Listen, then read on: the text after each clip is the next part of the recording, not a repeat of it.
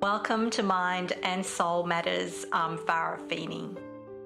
Through conversations with everyday people, Mind and Soul Matters aims to broaden our understanding of mental health and spirituality, and to deepen our insights into the challenges and meaning of our lives. For many of us, most of our work hours are spent at work. Work is considered to be good for our mental health, good for our mind and soul. But a negative working environment where there might be high job demands, poor support, or challenging work relationships can lead to mental health problems. We are fortunate to have Dr. Duane Varan, a former professor at Murdoch University and currently the CEO of MediaScience, join us today to talk about some of the challenges of workplace management and how these challenges can be overcome to lead to better mental health in the workplace.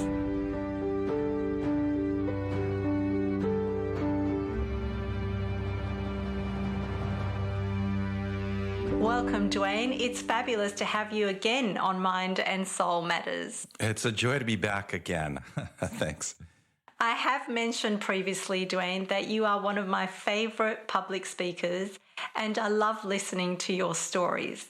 So let's start with a story of how you went from being a university professor to CEO of one of the leading media research firms in the United States.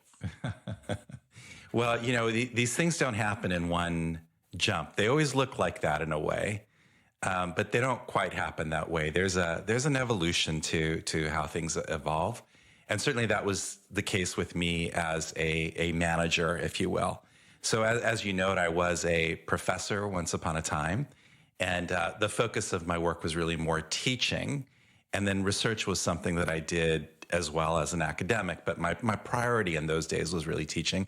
The last episode we talked about the ethos that I found in the Baha'i writings for teaching, which is that quote that it was, about that my mission as a teacher was about cultivating environments to releasing the limitless potentialities latent in human consciousness, that like anybody else who gets a PhD, you're never trained to teach. So you kind of have to figure it out on your own. And that one quote was life transforming for me as a teacher. And it gave me my creed and my ethos and my mission.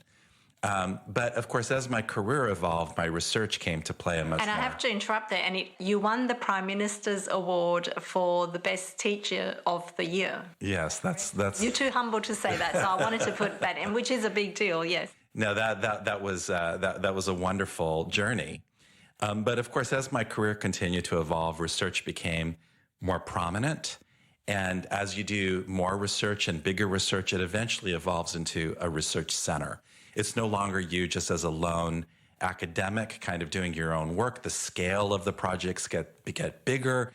You begin building teams, So eventually it got to the point where I had my own building on campus, and we were doing millions of dollars of research every year. So obviously that's a large production with many staff. And for me, that meant that I had to learn a new set of skills. And those skills were really around how do I manage a team? And, once again, nobody trained me. Like, it's not like if you start running a research center, there's any kind of training program that you get on how to effectively manage. So you're thrown in the deep end again. And so I had to discover what good management meant. And I started by looking for good books. And one of the things I discovered, which was actually incredibly surprising to me, but there are not actually very good empirically based books on management. If you think about, the management literature, there are thousands of books on what people say is effective management, but they're actually not based on any empirical evidence. They're typically based on something that worked for someone in a very specific kind of situation. I'll give you an example which will kind of demonstrate how bizarre this is. But one of the books that some people might think of is a book by Rudy Giuliani called Leadership. Under a specific set of circumstances, his style of management was actually incredibly effective. So at 9/11, in that kind of situation, in the midst of that kind of crisis, the ability for somebody to come in, take charge, be a bulldozer, tell people what to do, get the mission done, that was very effective in that very specific context. But that doesn't mean it's going to be effective in other contexts. And this is the problem with management books. Management is very, very, very situational and very anecdotal. So I wanted a book that talked about good management. And there was not a book that I could turn to that had good evidence. And of course, part of it was I was also looking for a certain style of management. What I wanted to do was I wanted to take that same creed that worked for teaching and just apply it for management. So in my definition, good management would be about cultivating environments conducive to releasing the limitless potentialities latent in human consciousness.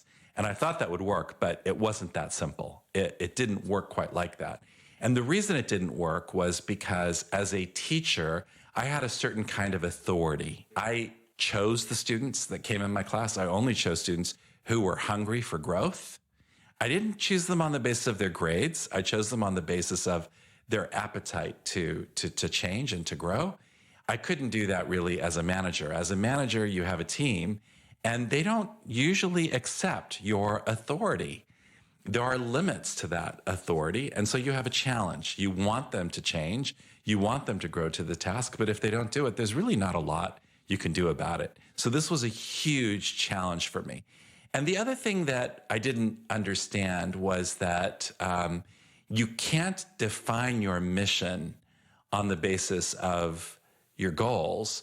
You have to define your mission on the basis of your team and what the skills are that you have within your team. If you don't have certain skills within your team, either you have to bring those skills in or you can grow a little, but you can't get plumbers to do nuclear science. I mean, you're limited to what your skill set is. And I discovered this in some really awkward kind of ways. So I have to say that my first years as manager of my own research center were pretty catastrophic. I don't think that they were effective. We certainly got the job done, but we got the job done in a very inefficient and ineffective way. I'll give you an example. When I was building my center, my physical building, I put somebody in charge who was very good at project management. But what that meant was he was very good at creating a document trail. He was very good at doing this task in a way which required an enormous amount of paperwork, which was fine for the world that he operated within. But he was interfacing with technicians and tradespeople who didn't work that way. They worked with their hands. They didn't work with paper trails. And so there was a very high level of frustration by both parties. He's frustrated because he's asking people for documents, and they're not used to producing those, and they don't even see the need for producing those documents. The tradespeople are frustrated because they're getting these demands to do things that they don't believe in and they don't understand. So it was just a real train wreck. Here's a person who's a great manager in a specific context, but not in this context. And so these are the kinds of challenges that we face all the time. And the key to me turning the corner, so to speak, in terms of understanding it was actually a book that I read that was based on empirical evidence. And the book is called First Break All the Rules. It's written by researchers at the Gallup organization who did surveys with 1 million employees, did focused interviews with 70,000 of their managers. 70,000? 70,000. Of course, this is teams of people doing the interviews, and then had access to their performance records as well.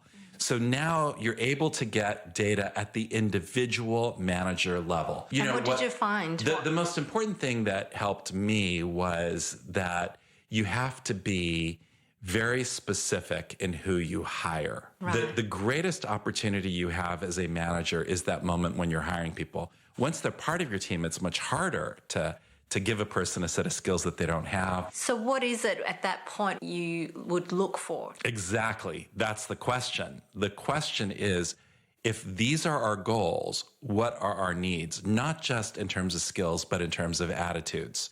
What is it that we're looking for? Let me give you an example. At the time, I was hiring my personal assistant at the university. Now, the previous personal assistant I had hired was a person who I hired because she loved my research. When I spoke with her, she loved my research. Typically you're looking for very generic things. You want people with good grades. You're hiring kind of like in this very generic way. She stood out because she liked my research. Well, what does that mean? That means that she was a very frustrated personal assistant. She wanted to be a researcher. She didn't want to be a personal assistant. I've put her in this role. I'm making demands of her. I'm expecting her to do things that she doesn't really have a particular passion for.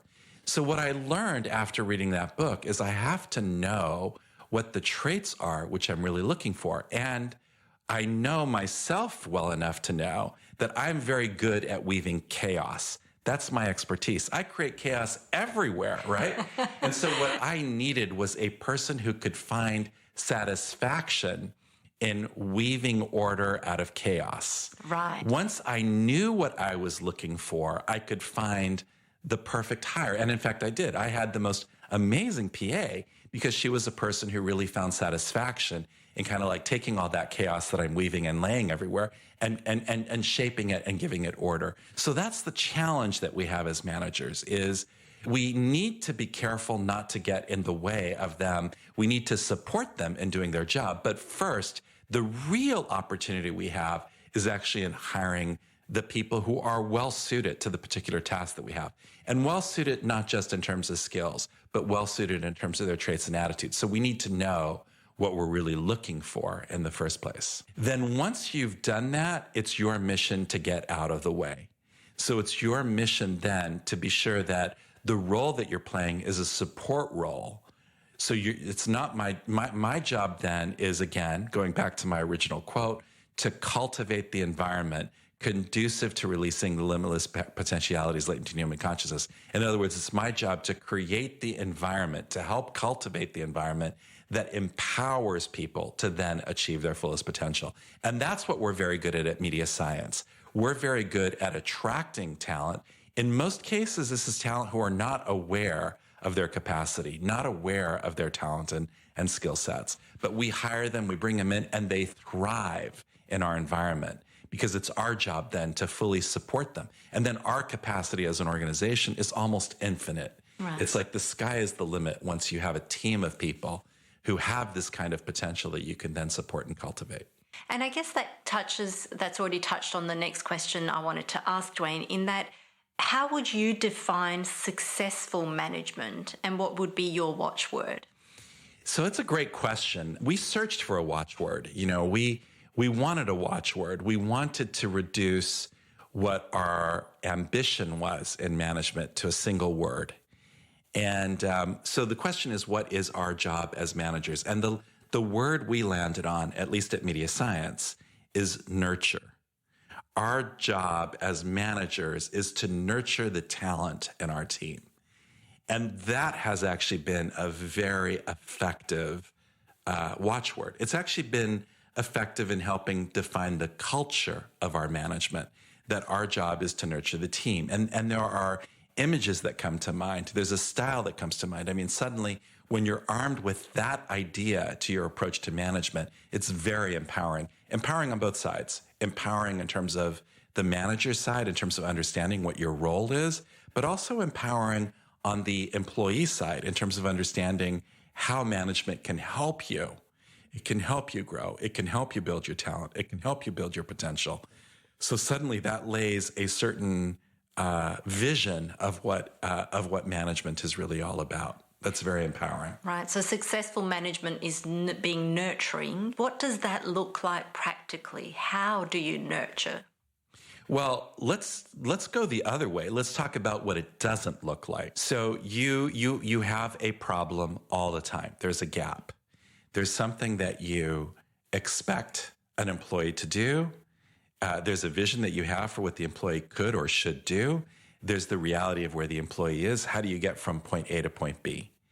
What is the value of scolding? What is the value of demanding? I mean, when you think about what you visualize management as being, usually management is a very frustrating experience. Frustrating for both sides. Mm-hmm. Frustrating for the manager because they have to be this person they don't really like being. I mean, nobody likes telling, some people do, I guess, but most people don't really like being in this position where they have to tell people off.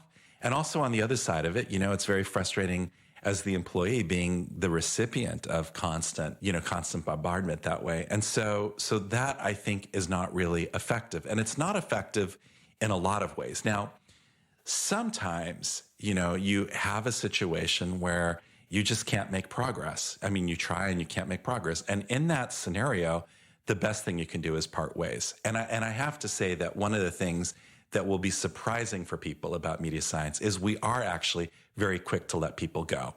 If somebody is not the right fit, and they could not be the right fit for a range of reasons. I'll give you an example. I had somebody superstar brilliant, amazing in terms of his intelligence, his brilliance, much, much, much smarter than me. That's for sure. Very smart guy, but a very difficult person to work with. And the reason he's difficult to work with is because, with that brilliance comes a need for certain glory, certain gratification, and that's fine. But it's not fine if it comes at the expense of your coworkers. It's not fine when it takes the shape of, I'm better than this other person. That becomes very destructive to the culture. And so we tried very hard to help retrain this person in terms of their attitudes and help them understand that this kind of, not even action, but thinking, that this way of thinking was not conducive to the kind of environment that we wanted to cultivate. But of course, it's very difficult. You can't, this is again the problem with skills can be trained, attitudes are very hard to change. So at some point I said, look, if you're giving me 200%, but if that means that everybody else gives me 50%, I'm losing.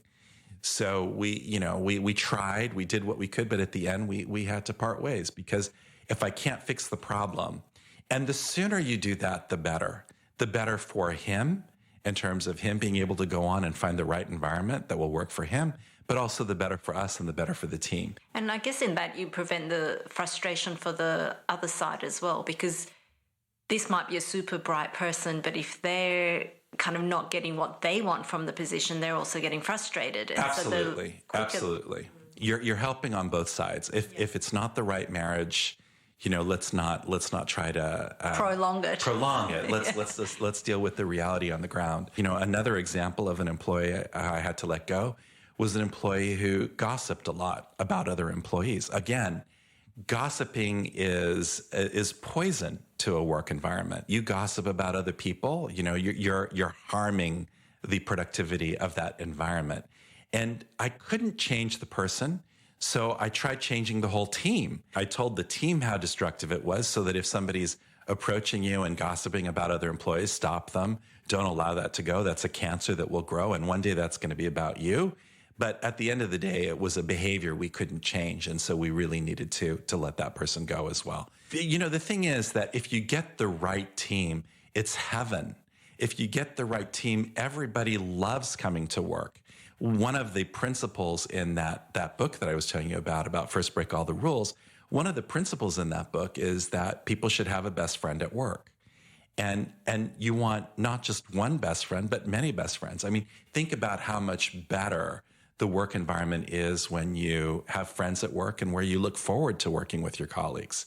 That's about the environment, and that's about getting the team right. So that's part of the obligation that we have in management, because we are the ones who are in position to make those hires. So we have the ability to kind of cultivate the kind of environment in the workplace, which enables everybody, I think, to have the most fulfilling kind of experience that they can. Fulfilling both in terms of what they achieve, but also fulfilling in terms of the kind of environment that they're working within. Right. And coming back to that watchword nurture, it's the team manager nurturing the team members, but also from what you're describing there, it's the team members nurturing each other as well. If there is those strong friendships, if there's no gossiping and backbiting, if there's issues, those things are picked up and addressed early on, then it becomes a whole environment of nurturing. You're absolutely right. The nurturing is not just a responsibility on the side of management. It's also a responsibility on the side of the team in terms of nurturing each other. And it is a part of our culture. In our culture, nobody is too good to do a task, including me. When we're building projects, I'm often on site at 3:00 in the morning passing cables. This week I'm working on a new campaign which involves a lot of nitty-gritty work. I'm there getting my hands dirty like everybody else in the team. None of us are too good. None of us are too precious. But also there is a sense that, if you can help a colleague, you should help a colleague. And in our culture, if you don't help a colleague, that's a poor reflection on you. And so people do expect that they can turn to one another to get help. How do you do this? What's the best way for me to approach this? I know this is something you've done before. Can you help me? And that's a part of our culture. All of that is really part and parcel with the kind of environment that we try to cultivate. Now, we don't get it right all the time. We have our challenges, just like other organizations do. We have parts that I think we get really right, and there are parts of the organization where I think we're challenged and we have a long way to go still. And that leads nicely to my next question. So I guess what we've said is that successful management is creating an environment that's nurturing, that every member feels nurtured and they nurture each other. In terms of what you find as the biggest leadership challenge, what would you say is the biggest leadership challenge? Well, I think for me as a CEO, and for any CEO, I think the biggest challenge that we face is how to translate vision into reality. How do you go from who you are and where you are to what you could be? And it is, again, about that ability to have this vision and tackle the impossible and make the impossible reality. This business of translating vision to reality, it's not just something for an organization. It's also something for an individual. As a person, you face that same challenge. You are where you are today. There's someplace you'd like to be. How do you get from where you are to where you want to be? I think for me personally, I've been very fortunate in having the Baha'i writings, because the Baha'i writings are filled with these metaphors of transformation, going from being a moth into an eagle. And you don't realize it, but there is a method in that. The method, I think, is summarized in this one quote, which talks about what Shoghi Effendi calls the 5 dynamics of prayer. And in this idea of prayer is this very idea of translating vision into reality, because that's what a prayer really is. A prayer is an aspiration of something that you wish were different. You wish something were different. How do you make that happen? And when most people think of prayer, you think that the prayer is just the uttering of the words, God help me, help me. And you think that's the prayer. But what the Baha'i writings make clear is that's the start of the process. That's not the prayer. It's the start of the process of what a prayer is about. So a prayer is about, yes, you finding some space and some time and sitting down and expressing this need. But then it's about having, in the course of your meditation, in the course of your prayer, reaching a decision. So it's not just saying, God help me. It's saying, God help me. And of course, you've thought about it, you've contemplated it, you've weighed it, and now you say, God help me. And in the course of that prayer, you reach a decision. And once you have reached a decision, you have faith and confidence that that is the right decision, that the inspiration has been provided to you, that this is what I'm going to do. And then you have faith and confidence that the right resources will come your way. You don't know from where, you don't know from how, but you have faith. So that's the third step. And then you you search for the resources that come your way. You don't know from where, you don't know from how, but as you see them, you seize those resources and you marshal them towards that vision of the prayer that you are working to fulfill, and you engage in vigorous action to make it happen. Now, this is metaphorical in a lot of ways, but I can't tell you how practical that guidance is. Most of us, when we have a problem in our lives, we are weighed down by the possibilities. We're weighed down by the burden of the problem. And so we just sit in this endless downward spiral. And what we need to do is we need to grab onto something and rise and marshal the resources to make things happen. And so this has been the creed that I live by in my business. We have a reputation for innovation. We have a reputation for tackling some impossible task and making it happen.